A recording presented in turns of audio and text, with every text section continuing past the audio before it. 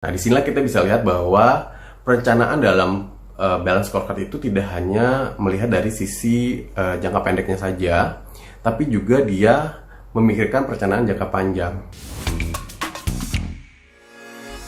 Hai Sobat Weaver, selamat berjumpa lagi dengan saya dalam video seri Success Factor.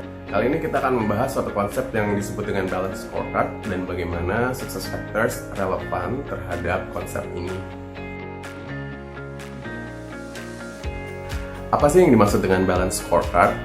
Jadi balance scorecard itu adalah satu istilah yang digunakan untuk mengukur performa suatu bisnis. Ada kata-kata balance di situ. Ya, jadi artinya pendekatan yang digunakan itu bersifat berimbang ya ataupun menyeluruh. Kita tahu bahwa suatu perusahaan itu kita bisa lihat dia berhasil atau tidak dari laporan finansialnya dia, gitu ya, dari sisi finansialnya dia.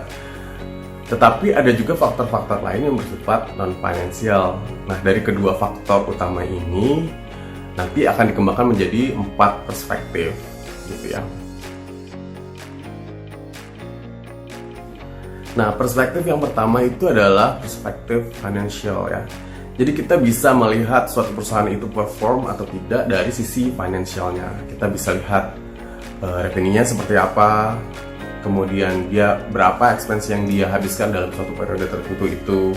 Kemudian kita juga bisa lihat return of investment-nya seperti apa.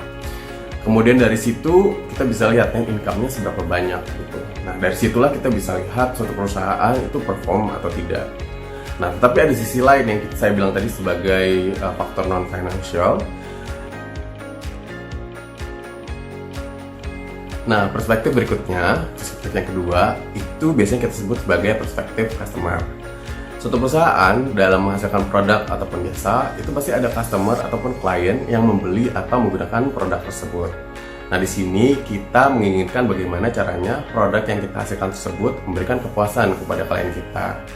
Sehingga kita mengharapkan klien tersebut menggunakan secara terus-menerus produk kita dan terjadi hubungan yang berkelanjutan. Nah, disinilah kita bisa lihat bahwa perencanaan dalam balance scorecard itu tidak hanya melihat dari sisi jangka pendeknya saja, tapi juga dia memikirkan perencanaan jangka panjang.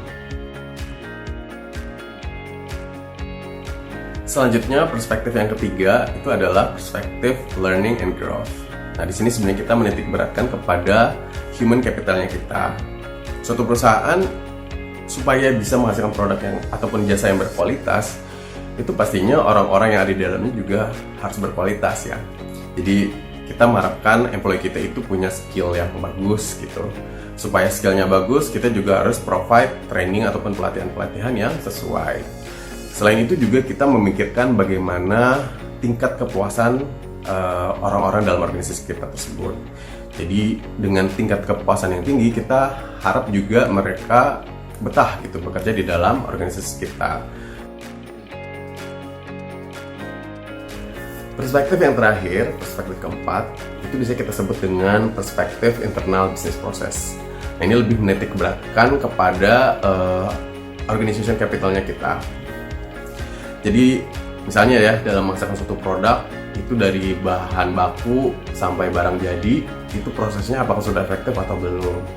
Kemudian bagaimana kita menerapkan quality control terhadap produk-produk tersebut.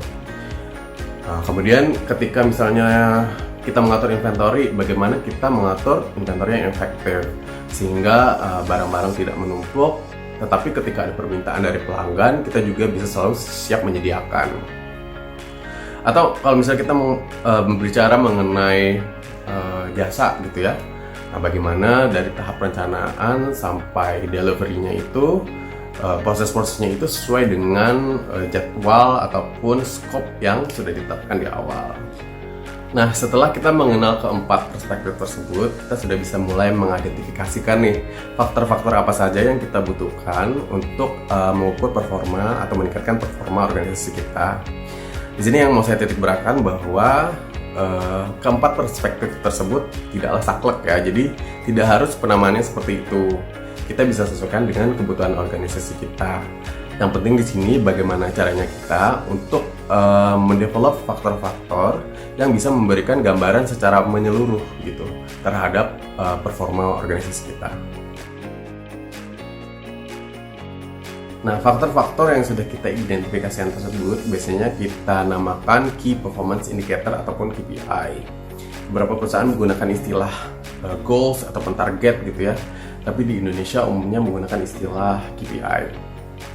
Nah, KPI ini biasanya didasarkan kepada visi dan misi perusahaan secara jangka panjang. Karena itu biasanya proses pendefinisiannya menggunakan pendekatan top down. Jadi dari visi dan misi kita terjemahkan ke dalam 4 perspektif, yang itu biasanya menjadi KPI-nya dari pimpinan tertinggi dari suatu perusahaan. Nah, kemudian KPI pimpinan tertinggi tersebut nanti akan diturunkan ke level 2-nya misalnya gitu ya, dan diterjemahkan terhadap kebutuhan masing-masing level. Demikian seterusnya sehingga ke level employee. Dengan proses pendefinisian KPI yang seperti itu, maka akan tercipta alignment antara masing-masing KPI untuk seluruh employee di dalam organisasi. Selain itu, kita juga harus mendefinisikan measurement atau bagaimana cara mengukur sebuah KPI, sehingga pada saat akhir periode kita bisa tahu performa kita itu ada di level mana. Kemudian kita juga harus mendefinisikan action item. Jadi langkah-langkah apa saja sih yang harus kita lakukan untuk mencapai target ataupun KPI yang sudah ditetapkan kepada kita. Selanjutnya kita akan melihat bagaimana relevansinya success factors terhadap konsep balance scorecard tersebut. Dari mulai 4 perspektif, kemudian pendekatan top down dan alignment, serta bagaimana mendefinisikan measurement, serta bagaimana kita mendefinisikan action item untuk KPI. Nah, sekarang saya sudah mengakses success factors. User yang saya gunakan juga sama dengan demo sebelumnya, yaitu Geophil. Sekarang saya sedang berada di dalam homepage. Nah, untuk mengakses KPI kita tinggal arahkan ke menu navigation-nya, kemudian kita klik Goals. Nah, pada saat kita klik Goals, maka kita akan mengakses goal plan dari si Geophil tersebut. Nah, di sini kita bisa lihat ya bahwa setiap goal yang sudah ditargetkan kepada Geophil ini sudah digolongkan ke dalam 4 kategori. 4 kategorinya itu adalah financial. Kemudian kalau kita scroll ke bawah ada customer ya. Kemudian kalau kita scroll lagi ada internal business process, serta yang terakhir adalah learning and growth. Kemudian dia menambahkan ada kategori other di sini ya. Jadi pembuatan KPI ataupun pendefinisian KPI di dalam success factors ini sudah menerapkan konsep 4 perspektif.